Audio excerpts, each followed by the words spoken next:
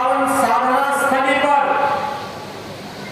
आप सबसे संवाद करने का अवसर प्राप्त हो रहा है।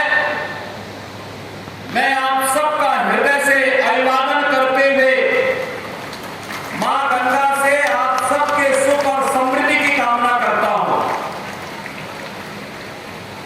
भाइयों बहनों, मां गंगा एक देव नदी है। हम भारत के इतिहास की धरती पर हैं। गंगा पुत्र भीष्म अपना बचपन इसी धरती पर बिताए थे और भारत के इतिहास में महात्मा विदुर की विद्वता, उनकी उदारता को कौन नहीं जानता है। जहां पर साक्षात परमपिता परमेश्वर के रूप में श्री कृष्ण ने दुर्योधन के मालपुआ नहीं बल्कि उन्होंने कहा था, मुझे तो महात्मा विदुर का साग भाजी ही पसंद है, क्योंकि वो सात्विकता है और वह लोक कल्याण के प्रतीक है। ये वही धरती है जिसने महात्मा विदुर दिया। और आज हमारा सौभाग्य है कि महात्मा विदुर की इस पावन साधना स्थली पर 2023 के वृक्षारोपण महाअभियान को मां गंगा के ही आशीर्वाद से आगे बढ़ाने का अवसर मुझे प्राप्त हो रहा है। मैं प्रधानमंत्री जी को, यहाँ के माननीय जनप्रतिनिधियों को, जिला प्रशासन को और वन विभाग के सभी अधिकारियों को हृदय से धन्यवाद देता हूं कि उन्होंने बहुत अच्छी व्यवस्था आज पूरे प्रदेश भर में कर रखी है और व्यापक पैमाने पे वृक्षारोपण का कार्यक्रम आज प्रदेश भर में चल रहा है। और जब हम लोग यहाँ पर आए हैं तो स्वाभाविक रूप से यहाँ की परियोजनाओं के बारे में भी तो कुछ करेंगे। और आज 445 करोड़ रुपए की परियोजनाओं का शिलान्यास और लोकार्पण करने का भी मुझे आपके बीच में सौभाग्य प्राप्त हो रहा है। इन सभी परियोजनाओं के लिए मैं आप सबको हृदय से बधाई देता हूं, शुभकामनाएं देता हूं। और ये बेटा, हमने मां गंगा को देव नदी कहा और हमारे यहाँ वृक्षों को भी तो देवों के रूप में पूजा होती है। याद करिए, नवग्रह के रूप में हम वाटिका लगाते हैं, नक्षत्र वाटिका लगाते हैं। एक एक वृक्ष में पीपल, बरगद, काकड़, आम, नीम, इन सब में देवत्व का वास माना गया है। और देवत्व का वास इसलिए क्योंकि कार्बन उत्सर्जन को नियंत्रित करने,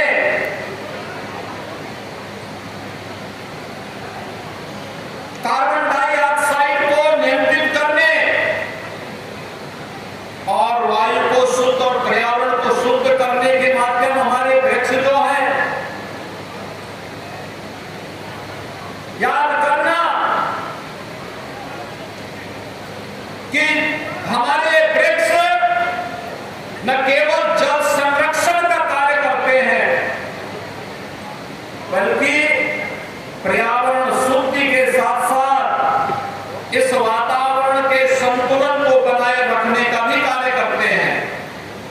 और इसीलिए हमारे भारतीय ऋषि परंपरा ने और उस वस्तु को मान्यता दी, देवत्व के समकक्ष रखा, जो लोक कल्याण का, जीव सृष्टि के कल्याण का, जंतु सृष्टि के कल्याण का माध्यम बनता है। उसको हमने देवतुल्य मान करके उसकी अर्चना की है, उसकी पूजा की है। और मुझे बताते हुए प्रसन्नता है, पिछले 6 वर्ष के अंदर उत्तर प्रदेश के अंदर वन विभाग के माध्यम से, वन विभाग के नेतृत्व में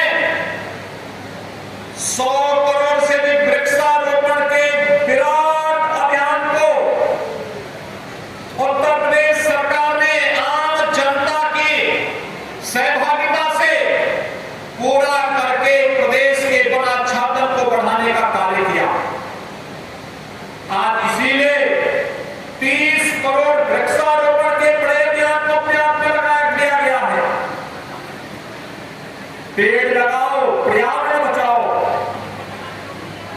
हर खेत में मेड़ और हर मेड़ में पेड़, इस लक्ष्य को लेकर के आज प्रदेश भर में हर मंत्री, हर अधिकारी, हर छात्र, हर युवा, हर किसान वृक्षारोपण महाअभियान के साथ चल रहा और सायंकाल तक 30 करोड़ वृक्षारोपण के विराट लक्ष्य को प्राप्त करते हुए फिर ये अभियान निरंतर आगे बढ़ेगा।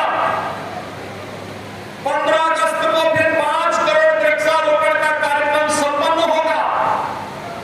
और भाइयों बहनों, उत्तर प्रदेश अपने आप में एक रिकॉर्ड बनाने का काम करेगा। ये रिकॉर्ड वह होगा जो भले ही आज भौतिक रूप से वृक्षारोपण का होगा, लेकिन ये हमारे आने वाली पीढ़ी को जल भी देगा,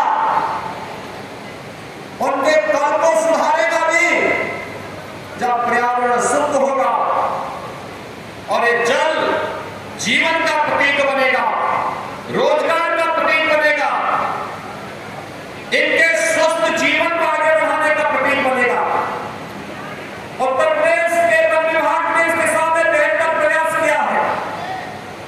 प्रदेश के अंदर 100 वर्ष पुराने जितने भी वृक्ष हैं उन्हें विरासत वृक्ष घोषित करते हुए, हेरिटेज ट्री के रूप में मान्यता देते हुए उनके संरक्षण के लिए एक बड़े कार्यक्रम को आगे बढ़ाया है।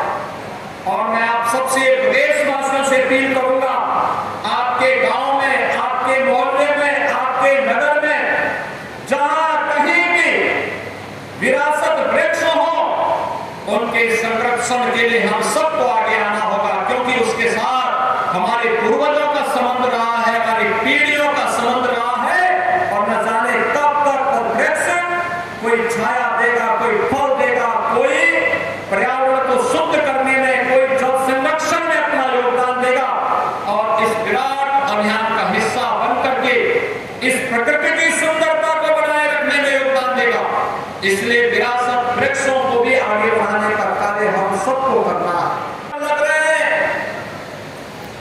प्रधानमंत्री आवास योजना से जुड़े हुए लाभार्थियों को सहजन के पेड़ दिए जा रहे हैं। आंगनबाड़ी कार्यकर्तियों को भी सहजन के पेड़ उपलब्ध करवाए जा रहे हैं। छात्रों को फलदार वृक्ष उपलब्ध कराए जा रहे हैं, तो किसानों को फलदार और इमारती लकड़ी के पेड़ निःशुल्क उपलब्ध करवाने की कार्रवाई पूरे प्रदेश भर में चल रही है। एक बड़ा अभियान चल रहा है और यह अभियान इसलिए हम पर्यावरण को भी बचाएंगे, आम नागरिक को शुद्ध फल उपलब्ध कराने के अभियान का हिस्सा भी बनेंगे, कुपोषण को भी दूर करेंगे और किसानों की आमदनी को कई गुना बढ़ाने में भी इमारती लकड़ी के माध्यम से योगदान देंगे। और ये कार्यक्रम आज उसी का हिस्सा बनने जा रहा है। भाइयों बहनों, बिजनौर की धरती को मैंने वृक्षारोपण के आज के इस कार्यक्रम के लिए इसलिए भी चुना क्योंकि मां गंगा उत्तर प्रदेश में बिजनौर जनपद में ही प्रवेश करती है। गंगोत्री से लेकर के गंगा सागर तक मां गंगा लगभग 2500 किलोमीटर की यात्रा पूरी तय करती है और उसमें सर्वाधिक 1000 किलोमीटर से अधिक की दूरी उत्तर प्रदेश की धरती में मां गंगा का आशीर्वाद प्राप्त होता है। हमारा उत्तर भारत इतनी समृद्ध उपजाऊ भूमि के कारण जल संसाधन के लिए अगर आज भी दुनिया के अंदर सबसे समृद्ध माना जाता है तो उसमें मां गंगा की कृपा है, उसका आशीर्वाद है, ये साक्षात दिखाई देता है। और इसलिए भाइयों बहनों, आज जब हम यहाँ पर आए हैं तो तय करने के लिए वृक्षारोपण महाअभियान तो चल ही रहा है, भव्य गंगा तो निकल ही रही है। आज हम इसलिए भी आए हैं कि विदुर कुटी से एक बार फिर से मां गंगा की एक धारा, सदाबहार धारा निकले और विदुर कुटी फिर से तीर्थ धाम के रूप में विकसित हो सके।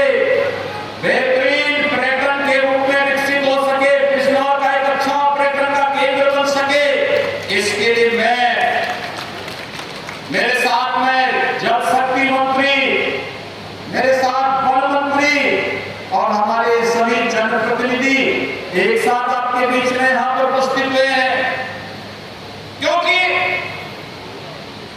आज से 5000 वर्ष पहले याद करिए, विदुरकुटी के बगल से ही मां गंगा निकलती थी। मां गंगा का आशीर्वाद उसी के बगल से होकर के मिलता था। आप सोचिए 5000 साल पहले किसी का इतिहास दुनिया के अंदर मिलेगा?